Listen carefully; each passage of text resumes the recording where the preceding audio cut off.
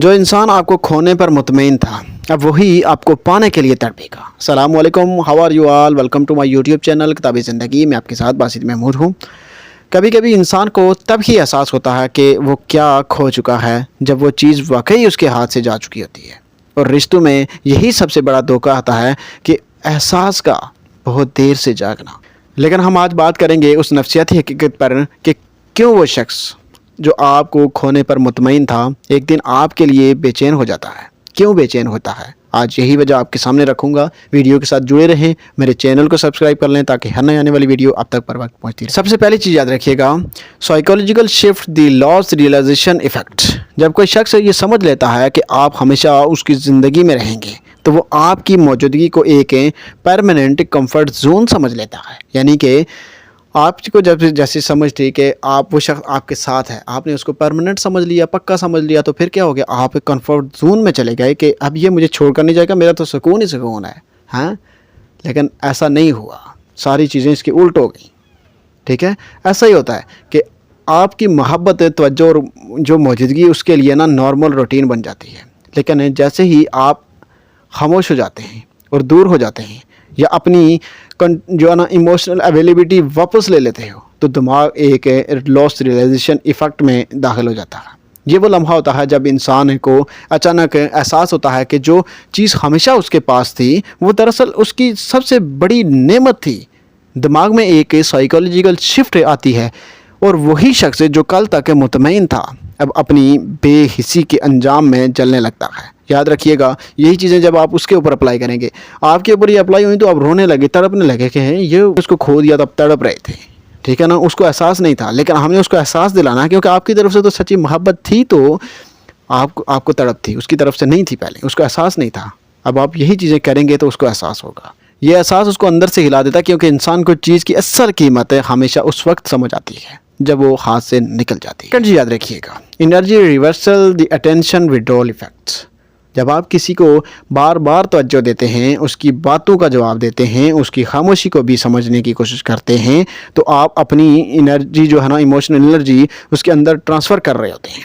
لیکن جیسے ہی آپ اپنی یہ توانائی واپس کھینچ لیتے ہو تو اس کی سائیکولوجیکل فیڈنگ رک جاتی ہے، ٹھیک ہے۔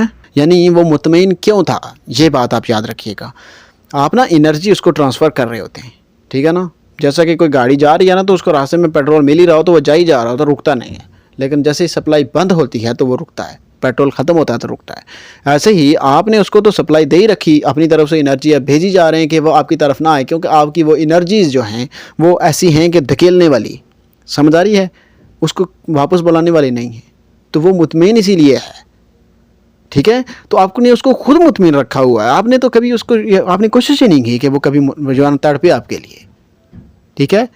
تو ہم نے کیا کرنا ہے، یاد رکھیے گا ایک چیز کہ انسان کو کسی کی محبت اور توجہ کی عادت لگ جاتی ہے، بالکل ویسے ہی جیسے دماغ کو کسی ایموشنل ڈرگ کی، آپ کو بھی ایسی عادت لگ چکی تھی آپ کے دماغ کو، ٹھیک ہے۔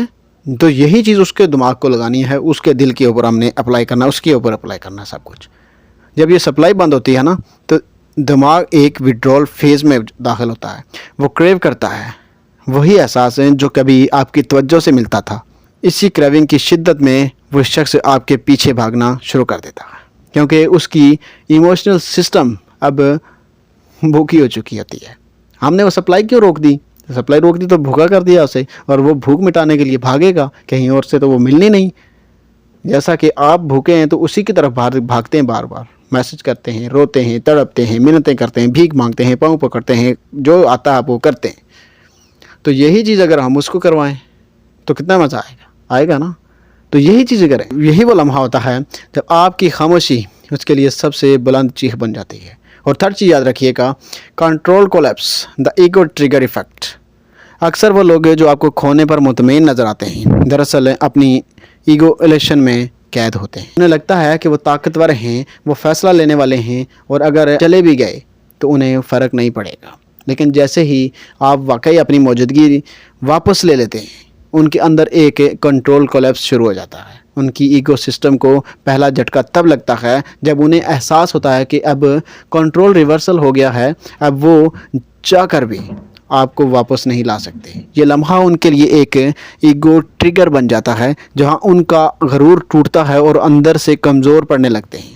وہی شخص جو کبھی کہتا تھا مجھے پرواہ نہیں، آپ نے جانا جاؤ، جو کرنا کرو، اب اپنے ہی اندر شور میں ڈوبنے لگتا ہے، جو اس کے اندر سے شور اٹھنے لگتا ہے کہ آپ نے کچھ کھو دیا ہے، آپ نے کچھ قیمتی کھو دیا ہے۔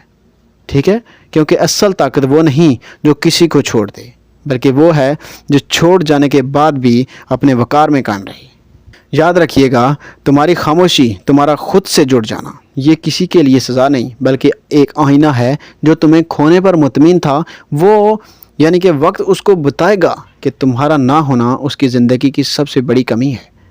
ٹھیک ہے نا؟ خاموش رہنا، اپنے آپ پر فوکس کرنا اور اپنی عزت واپس لینا، یہ وہ علاج ہے جو کسی کو بھی آپ کی اہمیت یاد دلا دیتا ہے۔ ٹھیک ہے، کبھی مت بھاگو اس کے پیچھے، سمجھ آ رہی ہے؟ جو آپ کو کھونے پر مطمئن تھا، بس خود کو اتنا بہتر بنا دو کہ جب وہ پلٹ کر دیکھے تو خود سے شرمندہ